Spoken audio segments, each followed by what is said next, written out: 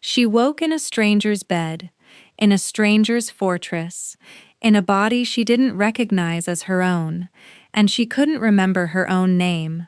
There was a mark burning on her collarbone, silver, intricate, alive, a royal mate mark, the kind that brands two fated souls at once and cannot be forged by any magic on the continent. And there was a man standing over her, a scarred Alpha King with winter in his eyes, telling her the impossible, that the matching mark burned on his own skin, that she was his fated mate, that she belonged here. She believed none of it, because she remembered nothing, not his face, not her name, not how she'd come to be found half dead at the gates of a kingdom she'd never heard of. But her body remembered things her mind did not. When a guard reached for her, her hands moved on their own, fast, certain, trained, and she had him disarmed and pinned before she understood what she'd done. She stared at her own shaking hands and felt the cold question rise up through her like ice water. What kind of woman was I? She would get her answer sooner than she wanted, because within the hour, a black raven crossed the northern sky carrying a bounty, her face, drawn in ink, nailed to every gate in 5 kingdoms. A price on her head from every pack on the continent. The crime? Starting the war that killed thousands. The Alpha King swears she's his mate, and the law will protect her with his life. Every other kingdom swears she's a traitor, and the same law says a traitor forfeits all protection. Only one of those can be true, and the only person who could tell them which is the one woman on the continent who can't remember. Before we step through the gates of Vareth, if you love a slow-burn romance wrapped around a mystery that keeps you guessing, where the heroine has to piece together who she is while an entire continent hunts her, then do me one favor, hit subscribe and ring the bell, because this story has a twist you are not going to see coming.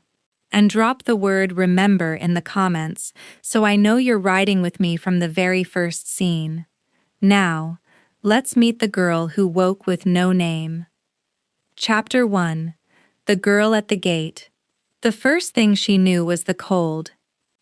It came before thought, before sight, a deep mountain cold that lived in the stone walls and the iron-framed windows, and the very air, the kind of cold that told you, before you opened your eyes, that you were very far north.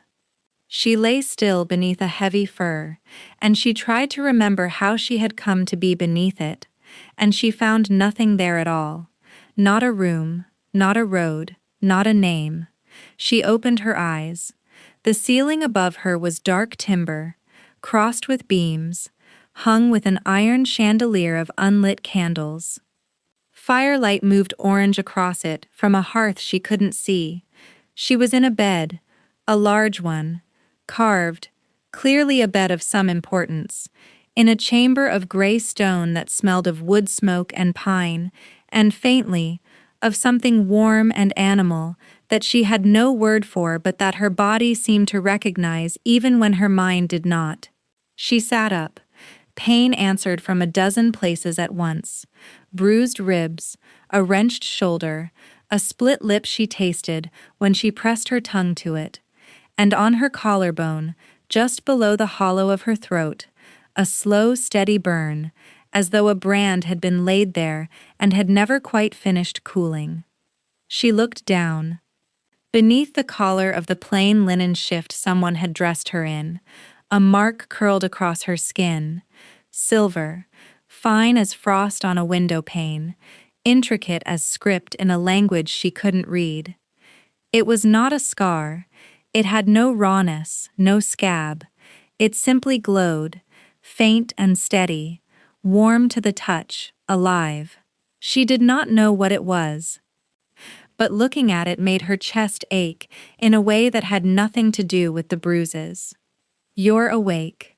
She startled so hard the pain flared white behind her eyes, and her body, before her mind gave any order, twisted toward the voice, one hand snapping up to the empty air beside the bed where a weapon should have been and wasn't. The motion was fast, certain, and entirely automatic, and it left her frozen in a half-crouch on the furs, with her heart slamming, and no idea in the world why she had done it. A man stood in the doorway. He was tall enough that he filled the frame, and broad through the shoulders, dressed in dark wool and darker leather, a fur mantle across his back, the color of a wolf in winter. His hair was dark, his jaw shadowed with old silver scars, and his eyes, when they found hers across the room, were a pale, cold gray, like light-off ice. He held himself the way certain men did, the way that made a room arrange itself around them without their asking. He was not reaching for her. He had stopped in the doorway, deliberately, hands open at his sides, as though he had learned that sudden movement near this particular guest was unwise. "You'll hurt yourself," he said. His voice was low, even, controlled. "You've 3 cracked ribs and a shoulder that came very close to leaving its socket. Sit. I'm not going to touch you." She did not sit. She stayed crouched, watching him, her trained hands ready, and her frightened mind blank. "Who are you?" she said. Her voice came out rough, unused. "Where is this?" "Who?" The next word caught in her throat, because it was the one that mattered, and asking it out loud made the emptiness behind it real. "Who am I?" Something moved across the man's scarred face. Not surprise. Something more careful than that. He studied her for a long moment, and whatever he saw seemed to confirm a thing he'd already feared. "You don't remember," he said. It wasn't quite a question. "I don't remember anything." Her voice cracked on it. "I woke in this bed. I don't know this room. I don't know your face. I don't—" She pressed the back of one hand to her mouth. "I don't know my own name. How do I not know my own name?" He came into the room then, slowly, watching her the way one watches a wounded animal, and lowered himself into a chair a careful distance from the bed so that his eyes were level with hers instead of above them. In the firelight, she could see he was younger than the scars suggested, and more tired. "My name is Kaine Valdris," he said. "You're in the mountain fortress of Vareth. You're in the northern kingdom, farther north than most people ever come. My guards found you 6 nights ago, half frozen and beaten near to death, collapsed at the outer gate. No horse, no pack marks, no name." He paused. "You've been fevered ever since. This is the first you've woken clear." She absorbed this. None of it touched a single memory. It was all just information, dropping into an empty room and echoing. "And the mark," she said. Her hand rose to her collarbone without her deciding it. "This. What is this?" For the first time, Cain hesitated.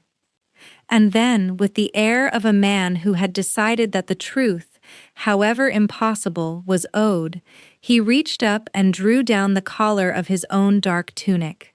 There, on his collarbone, in the same place as hers, was the same silver mark. Fine as frost, intricate as script, glowing faint and steady and alive. The twin of her own.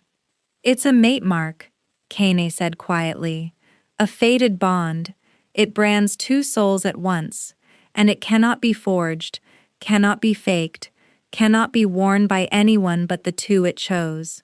Mine appeared the same night my guards found you dying at the gate." His pale eyes held hers, steady and grave.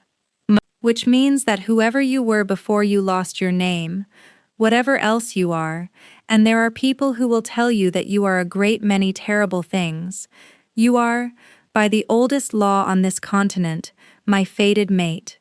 She stared at him, at the mark on his skin, the twin of the burn on her own, at the scarred, still, impossible certainty of him, and she felt nothing move in her that recognized it. No rush of the fated bond the stories surely promised. No answering pull. Only the ache beneath her ribs, and the vast cold blank where a life should have been, and a single clear thought, sharp as the mountain air. He believes it. But he doesn't know me either. He knows a mark on his skin. Not me. I don't feel it, she said honestly, and watched the words land on him. Whatever a bond is supposed to feel like, I look at you and I feel nothing. A stranger. She swallowed. I'm sorry. But if you're waiting for me to fall into your arms because your skin says I should, you'll wait a long time. To her surprise, something almost like respect flickered in the cold gray eyes. Good, Cain said. I don't trust things that fall into my arms. He rose. Rest. When you're stronger, we'll... The door burst open. A broad, gray-bearded wolf in Vareth's colors strode in without knocking, a scrap of black-sealed parchment in his fist, and his face like a gathering storm. He looked at the woman crouched on the furs, and his expression curdled into open, ancient distrust. Sire, he said, not taking his eyes off her. A raven. From Duskmere. Sent to every kingdom on the continent. He held out the parchment, and his voice went flat and hard. There's a bounty. Every pack from here to the southern sea has a price on her head. His jaw tightened. They've named her my king. They say the woman sleeping in your bed is the traitor who started the war. The room went very still. Cain took the parchment, and the woman with no name looked down at her own trained, trembling hands and felt the cold question rise up through her like ice water. What kind of woman was I? Chapter 2. Every pack wants her dead. They made her stand before the War Council 3 days later, the moment she could walk without leaning on the wall. She understood, even without her memory, what kind of room it was the instant they brought her into it. A long hall of black stone, a great table of dark wood, a dozen hard faces turned toward her, the ministers and captains and bloodkin of Vareth, the people who ran a kingdom, and every one of them looking at her the way you look at a blade someone has set down on your dinner table. She wore borrowed clothes that didn't fit, and a face she still didn't recognize in mirrors, and she kept her chin up because something in her bones refused to let it drop. At the head of the table sat Cain, still and cold as the mountain itself. And at his right hand stood a woman she had not met, tall, silver-streaked, elegant in the severe way of someone who had spent a lifetime being the smartest person in dangerous rooms. This, she would learn, was Lady Isolde, chief advisor of Vareth, and it was Isolde who spoke first. Let us be clear about what we are looking at, Isolde said, addressing the council, not the prisoner. 6 nights ago, a woman with no name, no pack, and no papers appears at our gate, beaten and near death. That same night, a mate mark appears on our king. A thin pause. How convenient. Isolde. Cain's voice was quiet. It carried anyway. I serve Vareth, sire, which means I say the thing the room is thinking. She turned, at last, to look at the woman standing accused. Her eyes were not cruel. They were worse than cruel. They were reasonable. A mate mark cannot be forged, so we are told. But we live in an age of severed bonds and stripped memories and magics we do not fully understand, and I would ask this council to consider which is more likely, that our king has been gifted a fated mate by the goddess on the very night a war criminal needed sanctuary, or that someone very clever has found a way to fake the one thing we all agree cannot be faked, precisely because we all agree it cannot be faked. She let that settle. The bounty from Duskmere names her plainly. She is the one who set the fire in the Hollow Court Treaty Hall. The fire that broke the accord. The fire that started a war that put thousands in the ground. Isolde's gaze did not waver. And she is sleeping in our king's chambers. A low mutter of agreement moved around the table. The woman with no name felt every eye on her like a physical weight, and heard, beneath the reasonable words, the thing they truly meant. You are a danger we should have left dying at the gate. I don't remember any of it, she said. Her voice came out steadier than she felt. The treaty hall, the fire, the war. I don't remember your faces or my own name. I can't defend myself against a crime I can't remember committing. How fortunate for you, Isolde said softly. But I also can't confess to one, she finished. You want me to be guilty because it's tidy, because a guilty stranger is easier than an inconvenient mate. I understand that, but wanting a thing to be true is not the same as it being true, and none of you can prove which I am any more than I can. The room shifted. It was not the answer they'd expected from a nameless woman in borrowed clothes, and she saw it register. A flick of Isolde's brow, a glance between two captains. Even Kane, at the head of the table, watched her with something sharpening behind the cold gray.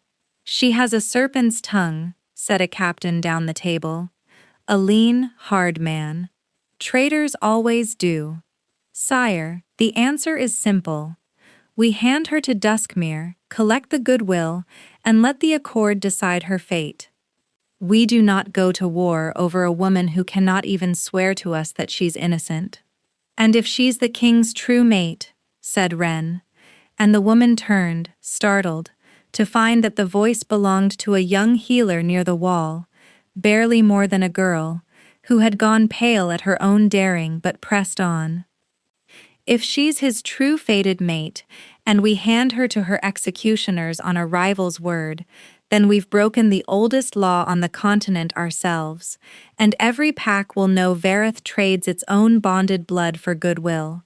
Who trusts a treaty with a kingdom like that? The captain rounded on her. Sit down, healer.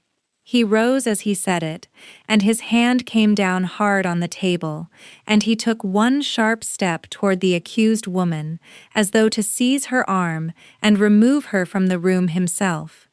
And her body moved without her. She did not decide it. There was no thought between the captain's reaching hand and what happened next. She caught the wrist, turned it, used his own weight and momentum against the edge of the great table, and in the space of a single breath, the hard, lean captain was bent face down over the black wood with his arm locked behind him and her forearm across the back of his neck, pinned and gasping and utterly controlled. His dagger, she hadn't even seen him wearing a dagger, was in her other hand, drawn clean from his belt, its point resting light against the hollow beneath his ear. The war council erupted, chairs scraped, steel hissed from scabbards. And the woman with no name stood frozen over the man she'd disarmed, staring at the blade in her own steady hand, at the flawless, practiced, lethal thing her body had just done entirely on its own, and felt the blood drain out of her face. She let go. She stepped back, the dagger clattering from her opened fingers onto the table. She held her hands out from her body as though they belonged to someone else, which, she was beginning to understand with a sick and rising dread, they did. I didn't, her voice shook for the first time. I don't know how I did that. I don't know where I learned that. I don't know if I've ever, because I don't know anything. She looked up, and found the whole council staring at her, and found Kane watching her, with an expression she couldn't read, and found Isolde watching her, with an expression she could read perfectly. There, Isolde's face said, there is your innocent, frightened stranger. A serving girl doesn't move like that, the captain rasped, straightening, rubbing his wrist, his eyes hot with fury and fear. "A merchant's daughter doesn't move like that. That's a killer's hands, sire. Whatever she's forgotten, her body remembers exactly what it was trained to do." He spat onto the stone floor. "You want to know if she started the war? Look at her. She's the kind of weapon someone builds to start one." The woman with no name stood in the center of the ring of drawn steel, in a body that knew how to kill and a mind that knew nothing at all, and understood, at last, the true shape of her situation. It was not only that everyone in the room believed she might be a monster, it was that she could no longer be certain they were wrong. Chapter 3. The King's Choice. They locked her in a tower room that night, and Kane Valdris did not sleep. He sat alone in his war room long after the council had scattered. The black-sealed bounty from Duskmere spread flat on the table before him, and he made himself do the thing he was known for across 5 kingdoms. He set his heart aside, and he looked at the evidence. It was damning. He would not lie to himself about that. A woman appears from nowhere, the same night his mark ignites. She cannot account for herself. She moves like a trained killer and doesn't know it. Every kingdom on the continent has named her the arsonist of the Hollow Court, the spark that had broken a century of fragile peace and buried thousands. Isolde was right.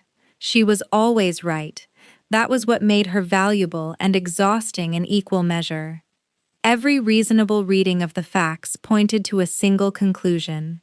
He had a war criminal in his tower, and the wise thing, the kingly thing, was to hand her to Duskmere and be done. Kane stared at the drawing of her face on the parchment. Whoever had drawn it had gotten the eyes wrong. He knew, because he had spent 6 nights watching those eyes flutter with fever, and 3 days watching them refuse to lower before a room full of people who wanted her dead. "This is the trap," he told himself. "This is precisely the trap." He had walked into it once before, had let what he felt override what he knew, and it had cost him more than he had ever told anyone. He'd been young then, and in love, and he had trusted a face over the facts, and the person behind that face had used his trust to open a gate that should have stayed shut, and good wolves had died for it. He had sworn, standing over their graves, that he would never again let his heart command his judgment, that he would be a king ruled by evidence and not by wanting, and here was the evidence, spread on the table, telling him plainly what to do. There was a knock. Bram entered without waiting. He never waited, and stood across the table with his arms folded, reading his king's face the way only a beta of 30 years' service could. "You're going to keep her," Bram said. It was an accusation. "I haven't decided anything. You have." "I've known you since you were a pup who couldn't decide anything. This is your deciding face." Bram exhaled, long and rough. "Kane, I distrust that woman down to the marrow of my bones. She moved on Harrow today like she'd killed 100 men and forgotten every one. Everything the bounty says fits." He leaned on the table. "And I am telling you, as the man who will have to bury the wolves this costs us. If you shield her, and the other kingdoms come to collect, you are not risking your crown. You are risking Vareth, all of it, for a mark on your skin and a face you've decided to trust." His voice dropped. "You did this once before. You remember how it ended." "I remember," Kane said quietly. "Every single day." For a long moment neither man spoke. The fire cracked. The mountain wind moaned against the shutters. "Then why?" Bram said. "Are you making the deciding face?" Kane was silent, because the honest answer was not one he could put cleanly into words. It was not the mark, though the mark was real, and burned on his skin as he sat there. It was not the bond, which she had looked him in the eye and told him she did not feel, and which he had respected her more for admitting. It was something smaller, and stranger, and harder to defend to a war council. It was that a guilty woman, cornered and desperate, disarms her way out of a locked room full of enemies and runs, and this one had disarmed a captain in half a breath, flawlessly, lethally, and then dropped the blade, and stepped back, and held her killer's hands out from her own body in open horror at what they'd done. A war criminal does not recoil from her own competence. A weapon does not stand in a ring of drawn steel, more frightened of herself than of the swords. He had watched 100 guilty people in that hall over the years. He knew what guilt looked like when it was cornered. He did not know what that was. But it was not the face of someone who had walked into a treaty hall and set a fire to start a war. Because the evidence is perfect, Kane said at last. Every piece of it. It fits so well it could have been arranged to fit. He looked up at Bram. And I have learned to distrust a thing that fits too well almost as much as I've learned to distrust my own heart. Bram closed his eyes. Kane, I know what it costs. Kane rose. I know exactly what it costs, and I'm going to do it anyway. And I need you to be at my side when I do. Old friend. Because I cannot do it without you. He crossed the war room, and Bram, cursing under his breath the whole way, followed. The council reconvened at dawn, and Kine Valdris stood before them and made the choice that would fracture a continent. By the accord of the 5 kingdoms, he said, and his voice filled the black stone hall, harm done to the fated mate of a reigning Alpha is the highest treaty crime there is. The mark on my collarbone answers the mark on hers. It cannot be forged. Until it is proven otherwise. Proven, before the 5 kingdoms, and not merely claimed on a bounty issued by a rival pack.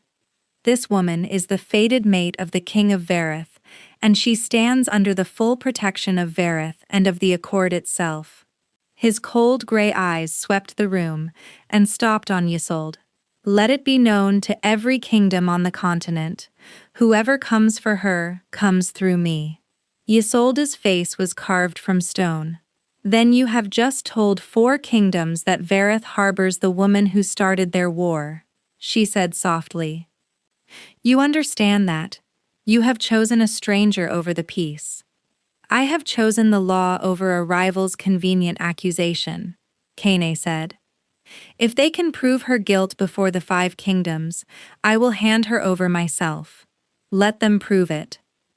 Until then, the accord holds, or the accord means nothing, and I will not be the king who taught the continent that a mate bond can be voided by whoever shouts traitor the loudest. It was a fine speech. It was even, mostly, true. And it bought her life, for now.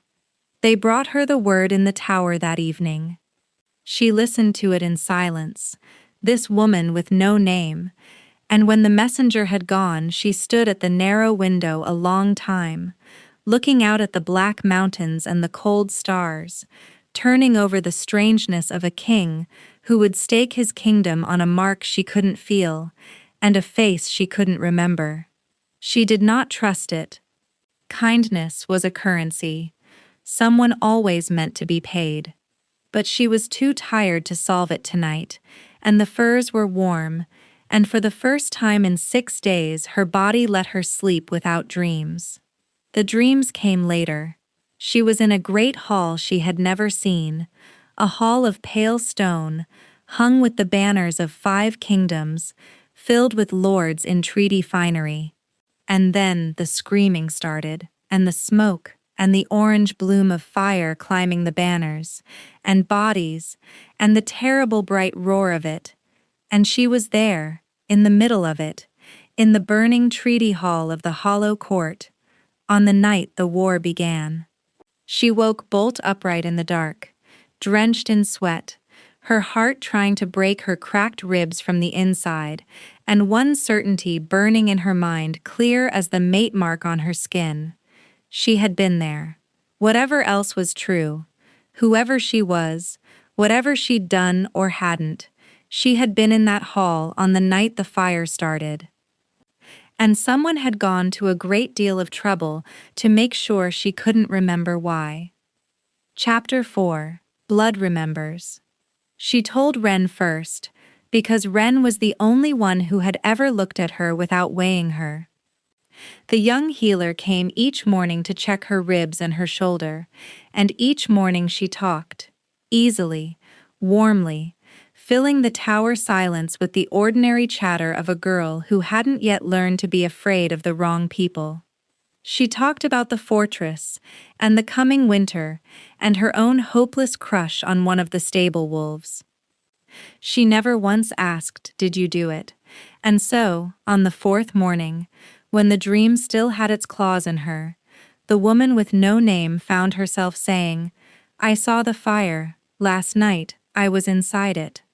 Ren's hands went still on the bandage. "You remembered something," she said carefully. "Not a memory. A dream. But it didn't feel like a dream. It felt like a place. Like somewhere I'd stood." She pressed her palm flat to her sternum, over the ache. The hollow court treaty hall. 5 banners. The fire climbing them. "I was there, Ren. On the night the war started, I was standing in that hall." She looked up, and voiced the fear that had kept her awake. "Which means the bounty might be right. Which means I might have—" "Or it means you saw it," Ren said. "Being in a burning room doesn't tell you whether you lit the match." She sat back on her heels, chewing her lip, and then seemed to come to a decision. "I shouldn't tell you this, but you should understand what was done to you, because I don't think you do." She lowered her voice, though they were alone. "Your memory didn't just fade, the way memory fades from a knock to the head. I've treated head wounds. They forget the last hour, the last day, and it comes back in pieces on its own.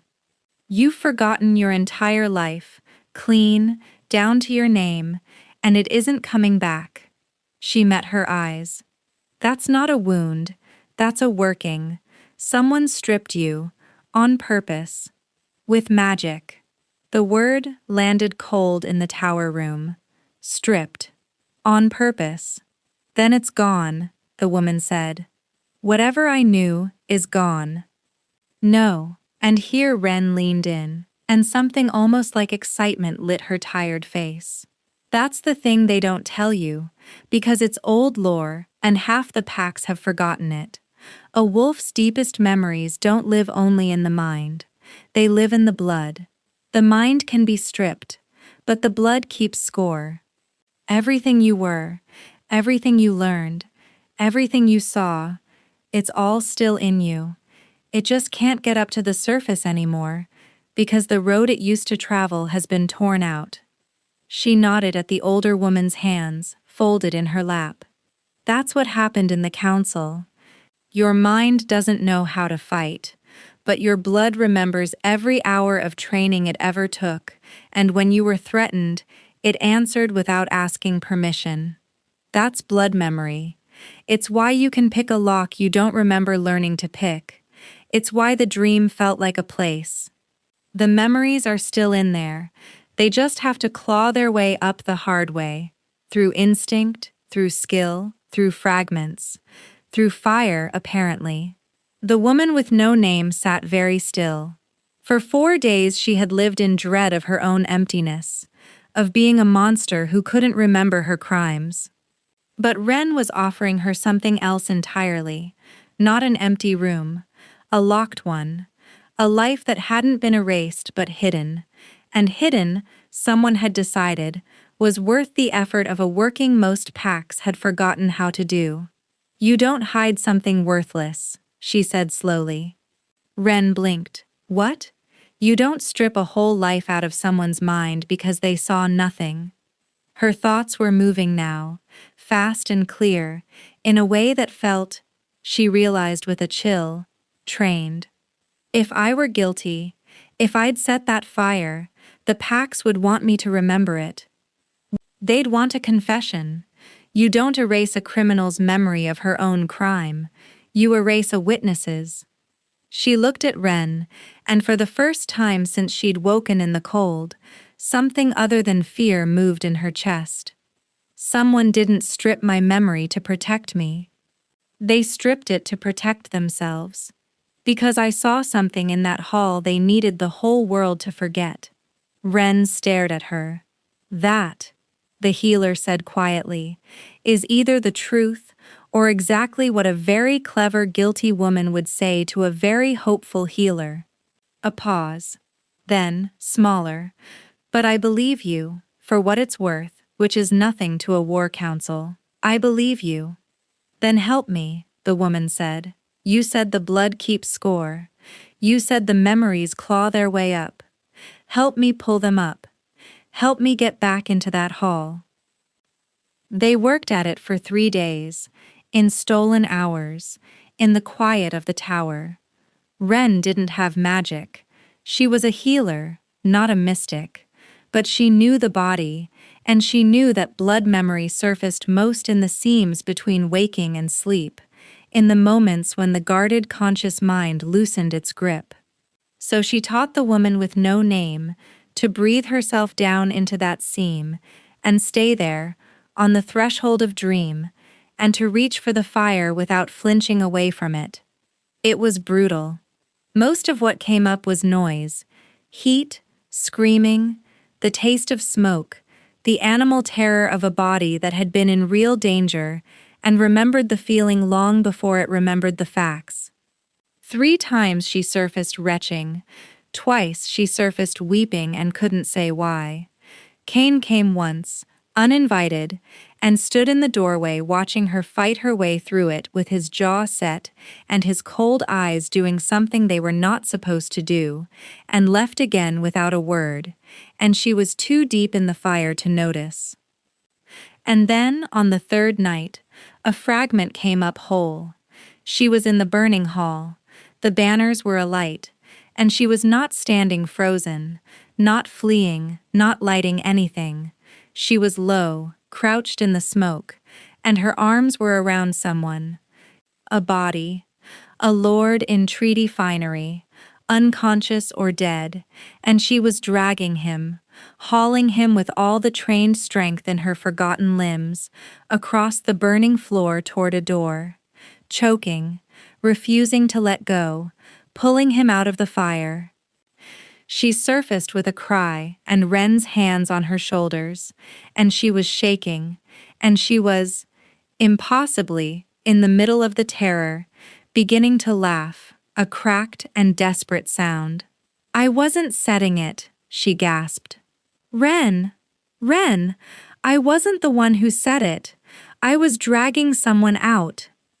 I was trying to save him. She gripped the healer's arms. I wasn't the arsonist. I was a witness, and someone tore my whole life out of my head to make sure I could never tell anyone what I saw in that hall. Ren's face had gone white, not with doubt now, but with the enormity of it.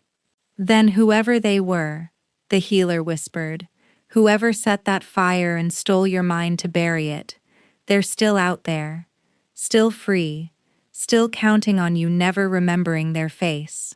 She swallowed, and you just started clawing your way toward it. Chapter 5. The Hunter. Far to the west, in the gray fog country of Duskmere, a man named Saravan was reading a map of a woman. He had built it over many months, a great table's worth of parchment, pinned and cross-threaded, sightings, ledgers, the melted remains of a treaty hall lock, the sworn statements of survivors, a lock of hair, a torn scrap of a gray cloak. Saravan was the spy master of Duskmere, and Duskmere bred trackers the way the North bred cold, and he was the finest of them. Patient, methodical, entirely without cruelty, which was precisely what made him so dangerous. He did not hunt for pleasure or for coin. He hunted because a treaty hall had burned with lords of 5 kingdoms inside it, and thousands had died in the war that followed, And someone had done that, and Saravan believed with the whole of his careful soul that the someone was the woman whose face was pinned at the center of his table. He had chased her ghost for a year, and now, at last, the ghost had a location. "Vareth," said his lieutenant, laying down the intercepted raven. "The Northern King has claimed her, says the mate mark's real, says he'll hand her over only if her guilt is proven before the 5 kingdoms." Saravan studied the map of the woman a while longer. He did not gloat. He did not hurry. He simply absorbed the new fact and let it rearrange the others. "A mate mark," he said at last. "Convenient." That's what everyone's saying. Everyone is usually right, and occasionally catastrophically wrong, and the trick is telling which. Saravan rose and pulled his gray cloak from its hook. Cain Valdris is not a fool and not a romantic. If he's staking his crown on her, he's seen something that troubles him. That troubles me. He was quiet a moment. "Ready the fast riders. We go north. But we don't go to take her by force. Not yet. Vareth's walls are stone, and its wolves are the best on the continent, and I'll not spend good men on an assault when patience will open the gate for free." A thin, cold smile. "We go to talk to the King of Vareth. And we let the rest of the continent do the pushing." He came to Vareth 11 days later, alone but for a herald, under a flag of parley, and Cain received him in the black stone hall, because you did not refuse parley without becoming the thing your enemies said you were. The woman with no name watched from the shadow of the gallery above, because Cain had, after an argument she'd won by sheer stubbornness, allowed her to observe, so long as she stayed unseen. She looked down at the man who had spent a year hunting her, and she was surprised to find him unremarkable. Lean, gray, tired-eyed, a scholar's stoop, nothing of the monster she'd braced for. He looked like a man who had read too many terrible things by candlelight and slept too little because of them. "King of Vareth." Saravan inclined his head, precise and courteous. "I'll not waste your time with threats. You've heard them already, and you're not a man they move. So let me offer you facts instead, and let you weigh them, because I'm told that's how you prefer to be moved." "Offer them," Cain said. Saravan laid it out the way he'd built it. Patient, sourced, devastating. The treaty hall fire. The lock forced from the inside, meaning someone within the sealed hall had done it. A witness who'd glimpsed a woman in a gray cloak moving through the smoke against the flow of those fleeing, moving toward the fire, not away. A year of sightings that tracked a lone woman fleeing north, always north, shedding her name like a snakeskin. And, at the last, the thing that had let him finally name her, the burned scrap of that gray cloak, snagged on the treaty hall's broken door, its weave particular to a single guild of cloakmakers who served exactly one kind of client. "Assassins," Saravan said quietly. The cloak was cut for a killer, King of Vareth, a professional, someone trained, someone hired, someone who could move through a panicking crowd toward a fire instead of away from it. He let the silence do its work. "You have such a woman in your tower. She moves, I'm told, like a trained killer, and claims not to know how. She appeared from nowhere the night the mark bloomed. I do not say this to wound you. I say it because I think you already know it, and I think it is eating you alive." His tired eyes were almost gentle. "Give her to the accord. Let the 5 kingdoms judge her. If she's innocent, they'll clear her, and you'll have your mate and your peace both. If she's what I believe, you'll have kept your kingdom out of a war fought to shield a murderer. Either way, the law decides, and not your heart." In the gallery above, the woman with no name pressed her back to the cold stone and felt the ground shift under her. moving toward the fire, not away. She had been moving toward the fire.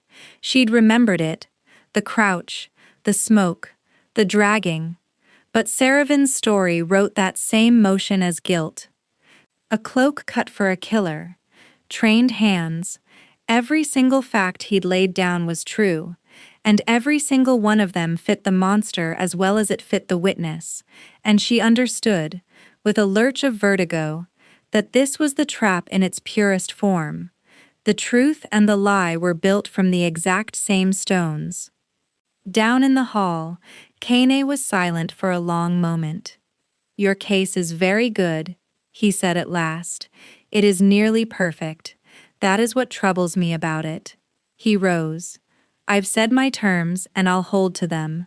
Prove it before the 5 kingdoms, and she's yours. Until then, she stands under the accord."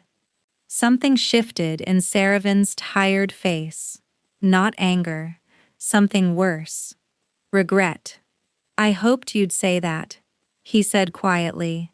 "And I feared it, because it forces my hand, and I take no pleasure in what comes next." He gathered his cloak. "You've forced the accord to a decision, King of Vareth, so the accord will make one. I go from here to the Hollow Court, where the other 3 kingdoms are already gathering. They will not petition you politely, as I have. They will demand her surrender, and if Vareth refuses, they will name you an accessory to the war, and they will come north with the banners of 3 kingdoms to take her off your dead body if they must." He paused at the door. "I did not want a war to end a war. But you have chosen your mate over the peace, and I have chosen the peace over your mate, and I think, in a kinder world, you and I might have been friends. Consider carefully, before 3 kingdoms march, you have very little time." He bowed, precise and courteous to the last, and was gone. And in the gallery above, the woman with no name looked down at the empty hall and understood that her presence alone, nameless, memoryless, guilty of nothing she could prove, had just put 3 armies on the road to Vareth's gates. Chapter 6. 2 Truths. War has a way of collapsing distance between people. With 3 kingdoms gathering at the Hollow Court and the passes filling with the first snow, Vareth turned itself into a fist. Bram drilled the wolves in the black sand yard from dawn to dark. Isolde worked the ravens, calling in old debts and older loyalties, and the woman with no name, who could not be left idle in a tower while the kingdom sharpened itself around her, was, at Kaine's order, and over Bram's loud objection, put to use. "You move like you were trained by someone very good," Kaine had said. "If your body remembers how to fight, then it can remember how to teach, and we are short of hands who can teach." He'd held her gaze. "And I would rather you be useful and watched, than idle and resented. Vareth trusts what it can see working." So she taught. She stood in the freezing yard beside Bram, who distrusted her to the marrow, and said so daily, and she found that her hands knew 100 things her mind had never learned: how to break a hold, how to turn a larger opponent's weight against him, how to disarm a blade with a bare hand and only lose a little skin doing it. The young wolves were wary of her at first.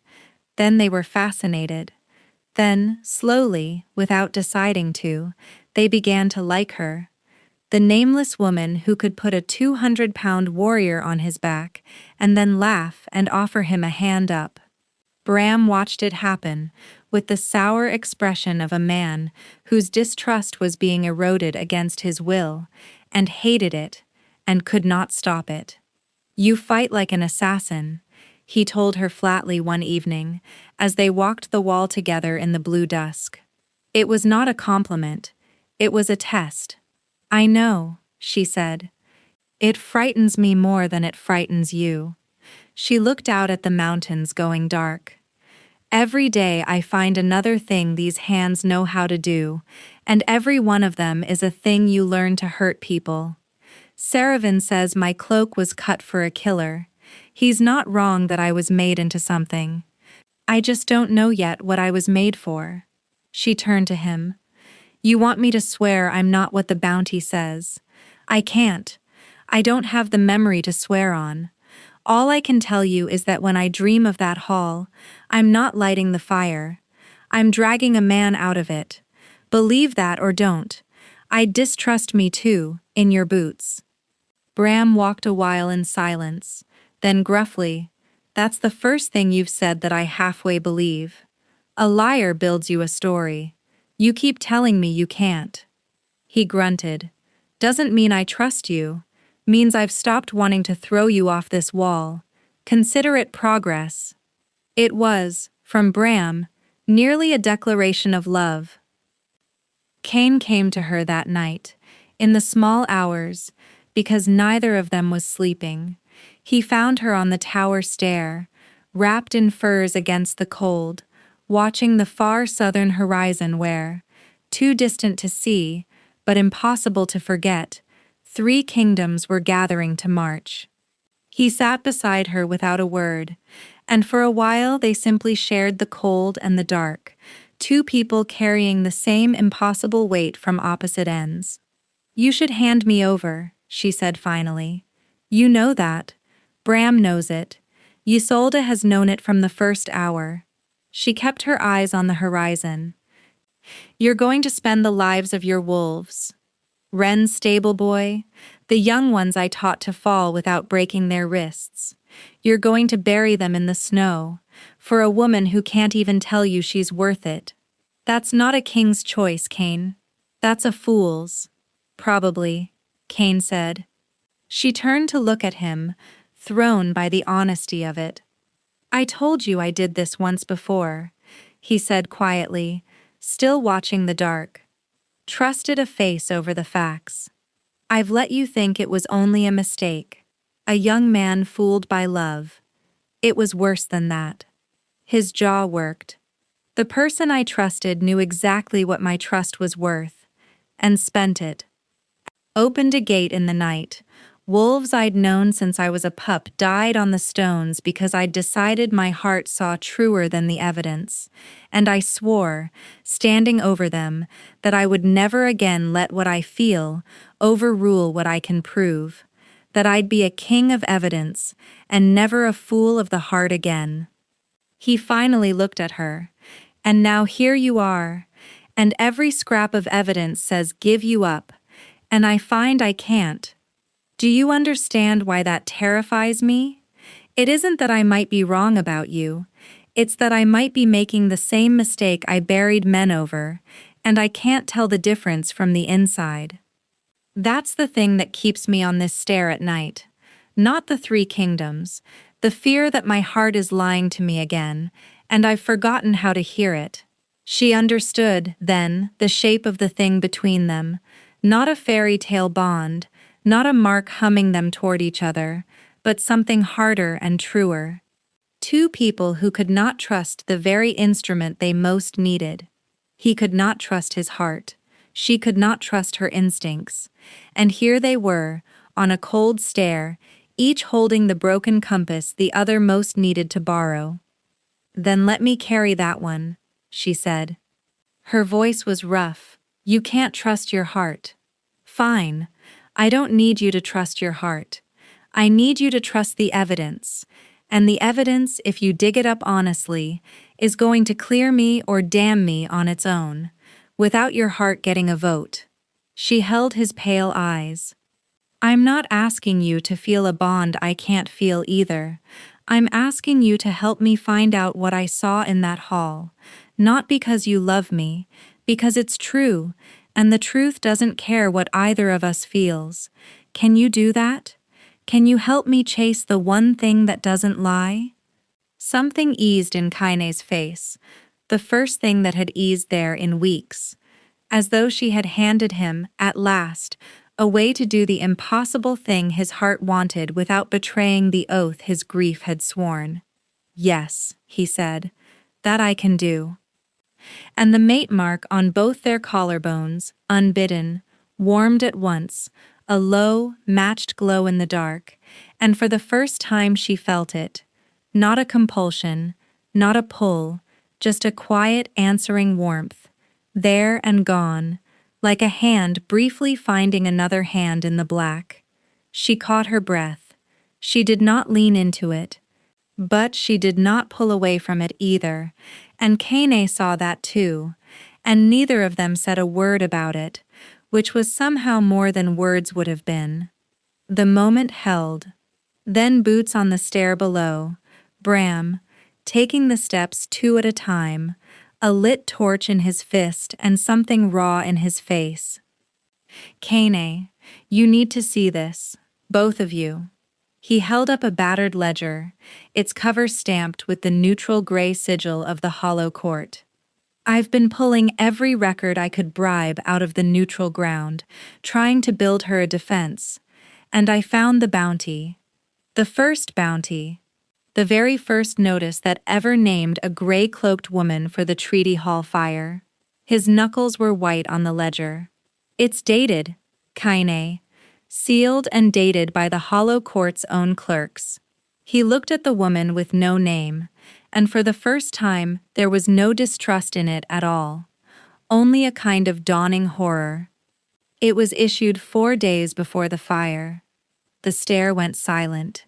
Someone wrote the story of her guilt, Bram said slowly, before there was a fire to be guilty of. Chapter 7. The Face in the Fire. The predated bounty changed everything, and nothing. It was proof, real, sealed, dated proof, that someone had prepared her guilt in advance.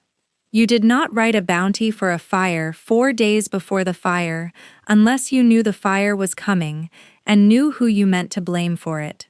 It was the first hard thing in the whole affair that pointed away from her and toward a hidden hand. But it was not enough. Isolde said so, coldly, when they brought it to her, and she was right, as always. A dated clerk's error, a forgery of our making. They'll call it, how convenient that Vareth finds it now. A single ledger line against a year of Saravin's evidence and 3 armies on the road. She set the ledger down. It tells us someone framed her. It does not tell us who, and without the who, it's a curiosity, not a defense. The Hollow Court has 100 clerks, and half of them can be bought. You cannot put a ledger on trial before the 5 kingdoms.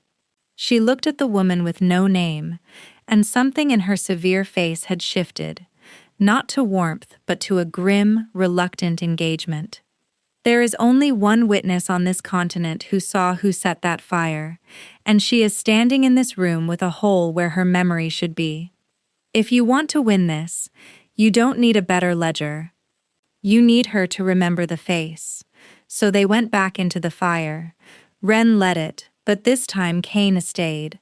He sat in the corner of the tower room, still as stone, his cold eyes never leaving her, a silent anchor while she breathed herself down into the seam between waking and dream, and reached, again, for the burning hall.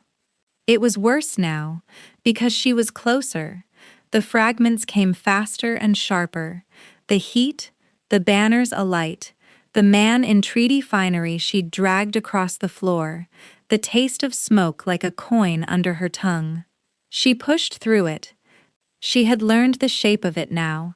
She knew to go toward the part that frightened her most, because that was where the working had buried the thing worth burying. She went toward the fire. She went toward the moment before she'd started dragging the Lord out. The moment she'd have had to see how the fire started, to know he needed dragging. And the room broke open. She was standing at the edge of the sealed treaty hall, in her gray cloak, and she was not a lord or a guest. She understood it now, in the memory, with the flat clarity of blood truth. She was staff. Hired protection, positioned in the hall to guard the treaty signing, one of a dozen trained bodies ringing the great table where the lords of 5 kingdoms had gathered to renew the accord. That was why her hands knew how to kill. That was the cloak Saravin's guild had cut. She was a bonded guard, a bodyguard, sworn to keep the peace of that room. And she watched the peace of that room end. She saw a figure rise from the treaty table, not a stranger, not an outsider who'd broken in, but one of the delegation, someone with a right to be there, someone the guards would never think to stop. She saw them move to the great iron lock on the hall's only door and seal it from the inside, trapping 5 kingdoms worth of lords in a room with no exit. She saw them take a vial from their robes and cast it against the banner-hung wall, and she saw the wall bloom orange, faster than any natural fire, and she understood in the memory, as she had understood in the moment. This was no accident, and no rival's raid. This was one of the treaty's own people, murdering the treaty from the inside, to make it look like the work of an enemy, to start the very war the Accord had gathered to prevent. And then, through the smoke and the screaming and the climbing flame, the figure at the door turned, checking that the deed was done, that no one had seen, and for one endless frozen instant, across the burning hall, they looked directly at her, at the gray-cloaked guard who had seen everything, the one witness. She saw the face. She knew the face. The woman with no name surfaced out of the fire with a sound that wasn't quite a scream, and Kine was already there, his hands on her shoulders, Ren scrambling for water, and she was gripping the front of Kine's tunic with both trained hands and staring up at him with the whole terrible truth blazing behind her eyes. It was one of them, she gasped. Not an enemy, not a raider. One of the delegation, someone who belonged in that hall, someone the Accord trusted. They locked the door from the inside. They said it themselves, to start the war and blame it on an outsider. She was shaking. I was a guard, Kane. Hired protection for the signing. That's the training. That's the cloak. I was sworn to protect that room, and I saw them do it. I saw their face, and they saw me see it. Her voice dropped to a whisper.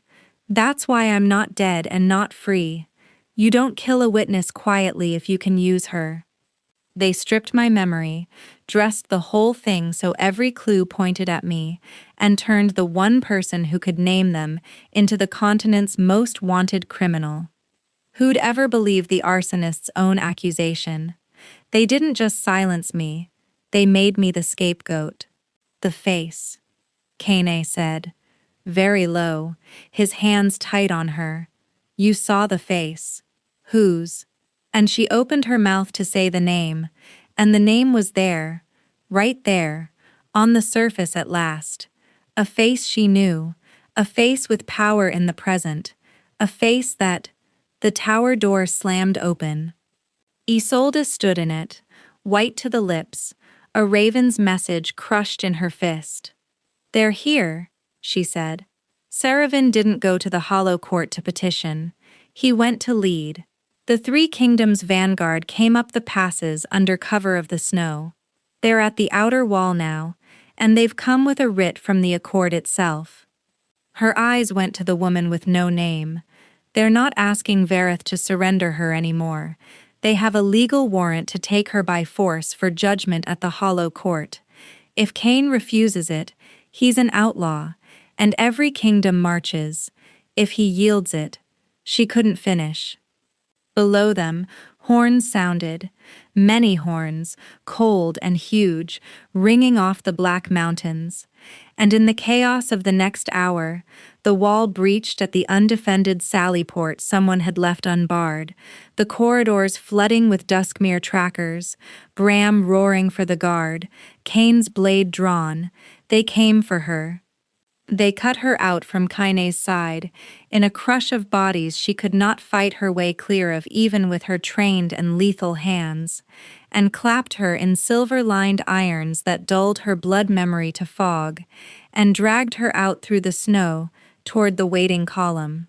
The last thing she saw, over the heads of her captors, was Kaine held back by 4 wolves, and the point of Saravin's own blade, his cold eyes blazing, roaring her a promise she couldn't hear across the din. The last thing she knew, the name, the face, the truth she'd clawed a year and a lifetime to reach, guttered and blurred as the silver irons fogged her blood, sliding back down out of reach just as she'd finally caught it. They took her to the hollow court for judgment, and the framer was waiting there to preside. Chapter 8. The Woman She Was.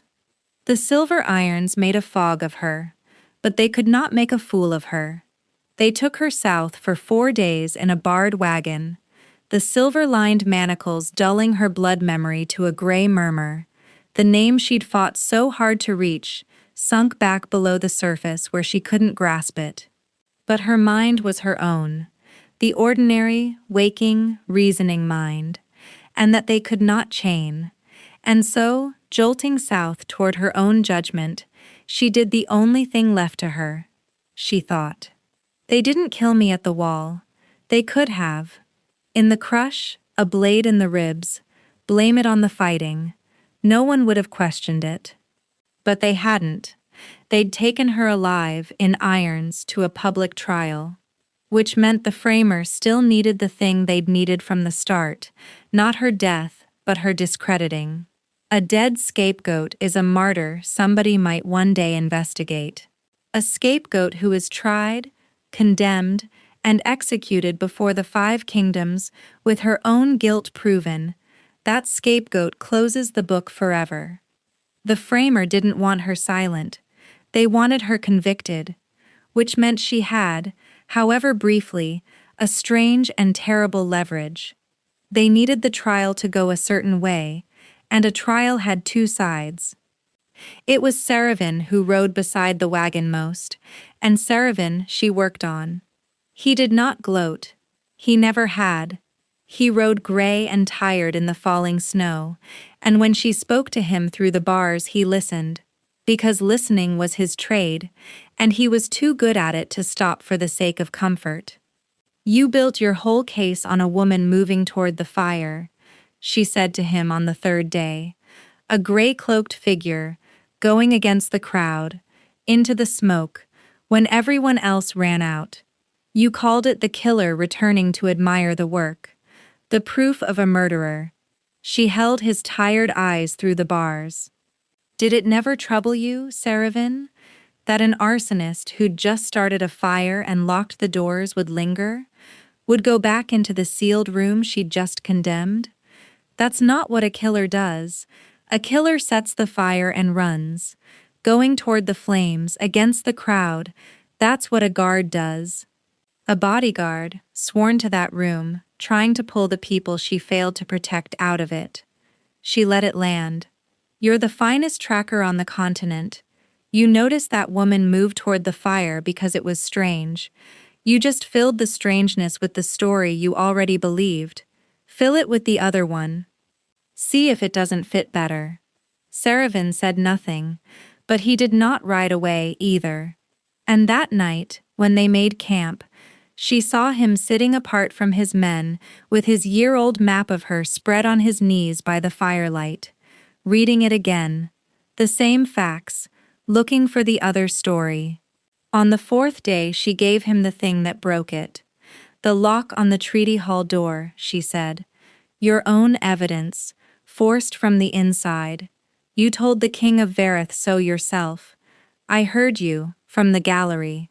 She pressed close to the bars. "Saravin, if an outsider set that fire, a raider, an assassin who broke in, how did the door come to be locked from the inside? An intruder doesn't seal himself into a burning room. Only someone who belonged in that hall, someone already inside the sealed signing, could have thrown that bolt. Your killer wasn't a stranger who got in. Your killer was someone the Accord had already let in, one of the delegation, someone with a right to be at that table." Her voice dropped. "I know that because I was standing against the wall, watching the door when they threw the bolt. I was staff, I was guarding it. Ask yourself who profited from a war that a peace signing was gathered to prevent. Ask yourself who at that table wanted the accord to fail. You've been hunting the witness for a year, Saravan, while the arsonist sat at the table you were protecting. Saravan looked at her for a long, long moment through the bars, and in his tired eyes she watched a year of certainty crack down the middle. If you are lying to me, he said quietly, you are the most gifted liar I have met in 30 years of hunting them. I might be, she said honestly. You can't know, neither can I. I can't even swear it on a memory, but you can do the one thing I can't. You can test it. Bring me to that trial and let me tell it in front of the 5 kingdoms, and watch whose face changes when I start describing the inside of that sealed room. A liar's story falls apart under questions. Mine gets sharper the closer I look, because it's the truth clawing its way up. Give me the trial, Saravan, not the execution someone's counting on. The trial. And watch the room. They reached the hollow court at dusk on the 5th day. It was a ruin and a wonder both. The neutral heart of the continent, a great gray hall of 5 joined wings, one for each kingdom, built on ground no pack could own, and it was full. Word of the trial had drawn the powerful of all 5 kingdoms, and they filled the tiered stone galleries. 1,000 faces come to see the woman who'd started the war finally answer for it. They brought her in her silver irons, and she made herself stand straight, and she searched the high seats where the presiding powers sat, the assembled authority of the accord who would judge her, and she looked for the face from the fire. And her fogged blood stirred, even through the silver, even now, a low warning hum, there, that one, as her eyes found the figure who would preside over her judgment. Someone with power, someone the accord trusted, someone who had every right to sit in that high seat and pronounce her guilt, and every reason to make sure the trial ended in an execution and not a single dangerous question. She couldn't reach the name. The silver held it down. But her whole body knew, and her mind finished what her blood began. That's why they wanted a trial and not a knife. They're going to judge me themselves. They're going to sit in the highest seat and condemn the only witness to their crime, in front of the whole continent, and call it justice. The presiding figure rose to open the proceedings, serene and grave and utterly in control, and lifted a hand for silence, and spoke the first cold words of her trial. Bring forth the accused, and bring forth the severing priest. A pause, gentle and terrible. The prisoner claims a mate bond to the King of Vareth shields her under the accord. Before this court weighs her crimes, that claim must be tested.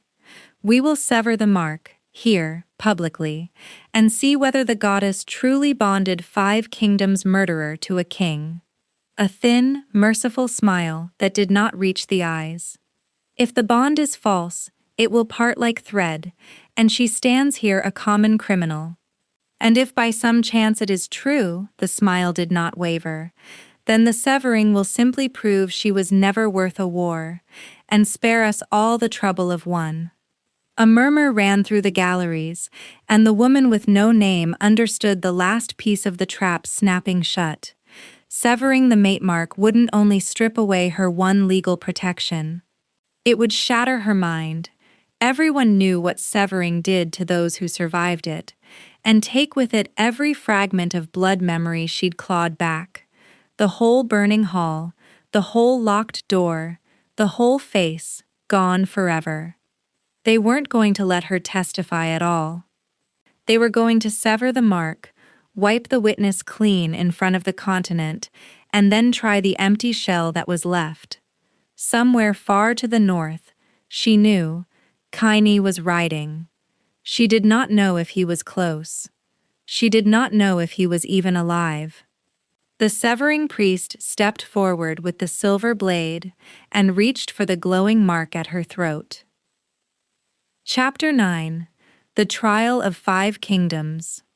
The silver blade rose toward her throat, and the woman with no name did the only thing left to a prisoner in irons. She spoke.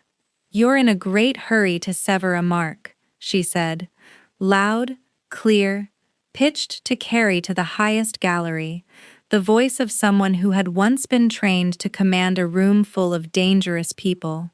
For a court so concerned with justice, why sever the one thing that protects me before you've heard a single word of what I saw? What is the presiding authority so afraid I'll say, that it must empty my head in front of all 5 kingdoms before I can open my mouth? The severing priest hesitated, and in the tiered galleries, 1,000 faces that had come for a spectacle shifted, because it was a fair question, and everyone in that hall knew it was a fair question, and the presiding figure's serene composure flickered, just once, just at the edges. "The accused will be silent. The accused is on trial," she shot back. "And I've been told the accord judges by evidence, not by whoever silences the witness fastest. I have evidence. I was there. I was a bonded guard at the treaty signing, hired protection, sworn to that room. That's the training this court calls a killer's. That's the cloak. And I stood against the wall and I watched the fire start, and I will tell this court exactly how, and then you may sever whatever you like." Her eyes swept the galleries. Or does the presiding authority rule that a court may not hear its only living witness? The murmur became a roar. The galleries would not be quiet now. She had made the room want the testimony, and a presiding authority who denied it in front of all 5 kingdoms would look like exactly what it was. And then a voice cut through from the great doors. "Let her speak." Saravan. He came down the center of the hall in his gray cloak, tired and grim, and he did not look at the prisoner, but at the high seat, at the presiding figure, and he addressed the whole court in the flat, certain voice of the continent's finest hunter. "I have chased this woman for a year," Saravan said. "I built the case against her. Mine is the evidence that named her, and I have spent 5 days riding with her and testing that evidence against her account, and I find—" His jaw tightened. "I find that every proof I gathered fits a sworn guard as well as it fits a killer. The cloak cut for a trained body." The motion toward the fire, and one thing I never could explain and taught myself to stop asking, the treaty hall door was locked from the inside. No intruder locks himself into a burning room. Only someone already within the sealed signing could have thrown that bolt. He turned, at last, to face the high seat directly. "I am Duskmir's spy master, and I say before all 5 kingdoms that my own case is incomplete, and that this court cannot sever the mind of the only witness before it has heard her. If we are wrong, we hang the wrong woman, and the true arsonist sits among us judging her. I'll not carry that. Let her speak." It was the finest tracker on the continent, recanting his own year of certainty, in open court, and it broke the trial open. The presiding figure's control cracked further. "The spy master is bewitched, like the northern king before him." "Then hear her," Saravan said, "and prove me a fool. What does a court of justice fear from a witness?" The galleries thundered agreement. The presiding authority had no move left that did not look like guilt. Cornered, composure fraying, they gave a stiff nod. "Then let the murderer indict herself with her own lies. Speak." And she spoke. She did not have the name. The silver iron still fogged it, sunk below reach. But she did not need the name. She had something better, the thing she'd promised Saravan. She described the inside of that sealed room, in detail no one who hadn't stood in it could know. The order of the 5 banners on the walls, the seating at the treaty table, which lord to which side, the particular iron lock, and the way the bolt was thrown, the vial cast against the eastern wall, and the unnatural orange of a fire too fast to be natural. And as she spoke, precise, specific, sharper with every detail, the way truth sharpens and lies fray, she kept her eyes fixed on the high seat, on the presiding figure, and she watched the color drain from that serene face detail by detail, watched the hands tighten on the arms of the chair, watched a person listen to a witness describe the inside of a room they had told the whole continent that witness was never truly in. And when the door was bolted and the fire set, she said, into a hall gone deathly silent, the one who said it turned to be sure no one had seen. And someone had seen. A guard against the wall. Me. They looked at me across the fire, and they knew I'd witnessed everything, and so they didn't kill me. They did something a great deal more careful. They tore my whole life out of my mind with a working, dressed every clue to point at me, and turned the only witness to their treason into the continent's most wanted criminal. Because who, she said, and now she let her eyes rest, at last, full and unblinking, on the high seat, would ever believe the arsonist's own accusation. Silence. 1,000 faces followed her gaze up to the presiding authority, and Wren's voice rang out from the great doors. Wren, who had ridden the whole desperate way south with Kane's column, breathless, holding up a battered ledger in both hands. "The bounty," she cried. "The first bounty naming a gray-cloaked woman, sealed by this court's own clerks, dated 4 days before the fire. You can't write a bounty for a crime that hasn't happened yet, unless you already know it's coming and already know who you mean to blame." The ledger was passed hand to hand up the galleries, and the seals were the hollow court's own, and the date was plain, and the hall erupted into chaos. "Enough!" The presiding figure was on their feet now, serene mask gone entirely, and in the raw and cornered fury that replaced it, the woman with no name saw, clearly, at last, silver irons or no, the exact face from the burning hall. "This is a murderer's theater. Sever the mark. Sever it now, empty her lying head, and let us be done. You'll not touch her." Koenig Valdris strode through the great doors, with Bram and the wolves of Vareth at his back, and his blade already drawn, snow still on his shoulders, his cold eyes blazing. Vareth stands for its own, sever nothing. The presiding figure saw the trial collapsing, the ledger in 100 hands, the witness naming the inside of the room. The spymaster turned, the northern king arrived, saw a year of buried treason clawing its way up into the light in front of all 5 kingdoms, and did the last thing left to the truly cornered.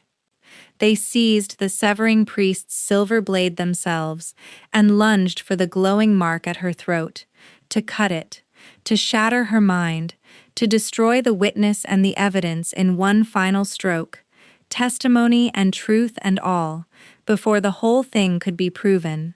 And someone stepped into the blade. Chapter 10. The Name She Chose. It was Seravan who stepped into the blade, the finest tracker on the continent, who had hunted her for a year and spent 5 days learning he was wrong, put his own body between the silver and the mark at her throat, and the framer's stroke opened his arm to the bone instead of her mind. He did not fall. He caught the presiding figure's wrist in his bloodied hand, and held it, gray and tired and immovable, and said into the ringing hall, "No, not this time. This time the witness speaks." And with the framer's own hand pinned in Seravan's grip before all 5 kingdoms, the severing blade turned on a witness, the predated bounty in 100 hands, the sealed room testimony hanging in the air, the truth simply became undeniable. It did not need the name after all. The framer's face, cornered and murderous over a blade meant to silence testimony, was confession enough. The galleries saw it. The 5 kingdoms saw it. The trial the framer had built to bury her had, instead, become the room in which their own treason was unearthed. They took the framer in irons, the same silver irons, someone noted grimly, that had fogged her all the way south. And when those irons were struck from her wrists a moment later at Cain's roared command, and the silver's fog lifted from her blood all at once, the name came up with it, clear, whole, and no longer needed by anyone, because the whole continent had already watched the truth arrive without it. She did not say it aloud. She found, to her own quiet surprise, that she didn't need to. The reckoning took weeks. The framer's motive came out in the trial that followed, not cackling evil, but something smaller and more human, and in the end, more damning. A powerful figure of the accord, who had believed, with the cold certainty of the truly dangerous, that the peace was a cage, that the treaty kept their kingdom weak and their rivals fat, that a war cleansed, that thousands dead was a price worth paying to remake the continent with their own hand on top of it. They had murdered a peace signing to start that war, and framed a sworn guard to bury it, and would have severed her mind in front of 1,000 witnesses to keep the story clean. It was not the cruelty that chilled the 5 kingdoms when it all came out. It was the reasoning, the way the framer, even in irons, still believed they'd been right. Saravan recovered the use of his arm, mostly. He came to see her before he rode west, gray and tired as ever, and they stood a while in the cold without much to say, 2 people who had been on opposite ends of the same year. "I nearly hanged you," he said finally. "You nearly saved the peace by hanging the wrong woman," she said. "You'd have carried it forever. I've seen what carrying things does to a man." She glanced at his bandaged arm. "You stepped into a blade for the woman you spent a year hunting." "I think that squares us, Saravan." "I don't think it will ever square," he said quietly, "but I'll take it." And then, almost gently, "The lore says a severed memory working unravels once the one who cast it is broken. It'll come back now. All of it. The whole life they took." He studied her. "Are you glad?" She considered it honestly. "I don't know yet," she said. "I'll tell you when I've met her, the woman I used to be." A pause. "But whoever she was, I've decided I'm not obligated to be only her. I got to build someone new, in the cold, out of nothing but the choices I made when I had no past to hide behind. I think I'll keep some of her too." She found Kane on the northern wall of Vareth, weeks later, when the worst of the winter had broken and her memory had come back the way Saravan promised, in a slow returning tide, a whole life washing back up onto the shore of her, name and all. "It's back," she told him, coming to stand beside him in the pale sun. "All of it, who I was, my name." She said it, then, her true name, the one they'd torn out of her, and it felt strange in her own mouth, like a coat worn by someone else, familiar and not quite fitting. Cain turned to her. In all these weeks he had never once pressed her toward the bond, never traded on the mark, never asked her to feel a thing she couldn't. He had only helped her chase the one thing that didn't lie, exactly as she'd asked, and let the rest be hers to choose. "And," he said, "now that you know who you were, is there anyone waiting for that name? Anywhere you'd rather be than a cold wall in the north?" She looked at him, the scarred king who'd staked his kingdom on a mark she couldn't feel, who'd trusted the evidence because she'd asked him to, instead of his heart, who'd let her be a stranger for as long as she'd needed to be one. "There's a whole life back there," she said slowly. "And most of it, I find, I don't want." It was a life of being someone's weapon, positioned, used, aimed. She reached up, without quite deciding to, and touched the mark at her collarbone, and this time, when it warmed, she let it. A low, matched glow echoed on his skin, a hand finding a hand in the light instead of the dark. "But I didn't fall into your arms because a mark told me to. I stood in a burning trial and clawed my way to the truth, and then I chose where to stand when it was over. That's the difference. The old me was aimed. This one gets to aim herself." She looked up at him. "And I find I'd rather aim myself here. Not because the goddess bonded us, because I watched you refuse, for weeks, to make me be anything I hadn't chosen, and that's the first thing in my whole remembered life that anyone ever gave me freely." Cain let out a slow breath, as though a thing held tight for a very long time had finally come loose. "Then choose it," he said, out loud. "I'll not take a single thing from you that you don't hand me yourself." So she did. She rose onto her toes on the cold northern wall and kissed the King of Vareth, freely, choosing it, the bond a thing accepted rather than obeyed.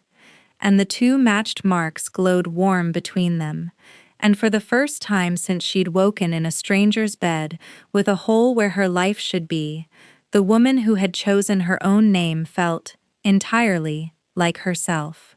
Far to the west, a gray-cloaked tracker rode home to a piece he'd nearly lost, and did not yet know that the war he'd ended had left one thread still loose in the ruins of the hollow court. A second vial, a second hand, a reason the framer had been so certain they would not be alone. But that is a tale for another night. The end. And so the woman who woke with no name, hunted by 5 kingdoms, condemned before she could speak, clawed her way through fire and silver and her own stolen memory to the truth, and then did the one thing no one could take from her. She chose. Not the bond she was told to feel, not the life that was torn out of her.